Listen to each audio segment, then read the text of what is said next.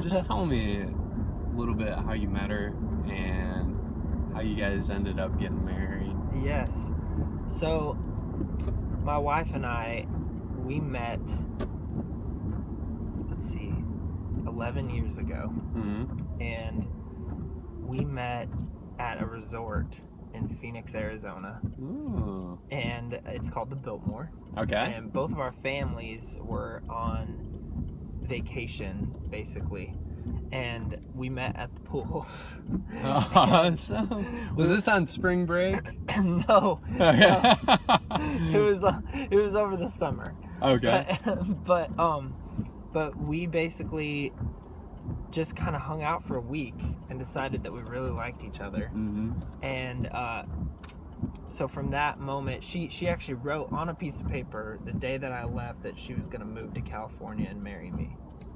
Dang. Which is hilarious because it had her like AIM and like MySpace info and all kinds of stuff on it. But we actually have that hanging in our house now. It's in a frame. Awesome. But did you guys instant message a lot after that? Oh yeah, every day basically. Text Awesome. messaging, all kinds of stuff. There was text messaging back then? Yeah, I know. I didn't even know that.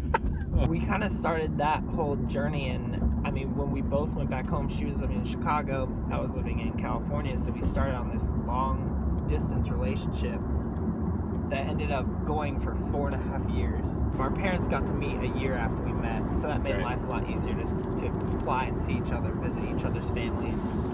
And then, like clockwork, 4.5 years later, she moved to California. Dang. And a year after she moved, we got engaged, and then a year and a half basically after that we got married. Dang. And now we're married, and we just had our first daughter. Awesome. Little girl. What's her name? Her name is Jolie. Yeah. And she's 9 weeks old. So that's really, really exciting. It's awesome being a new dad. I think both of our parents it was like if you could just draw a question mark over the top of their head. I think that's how that first year was probably for them. Was just like, what is going on?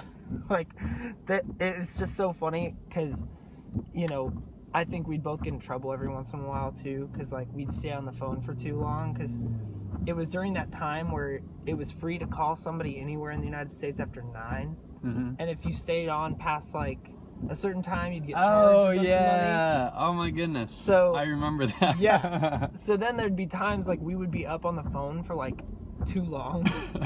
Like there'd be days like me and Jamie wouldn't sleep.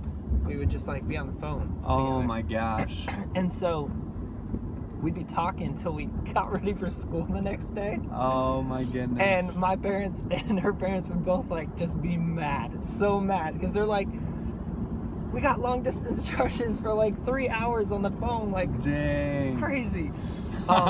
So I think that they were. So how much was the biggest bill from that?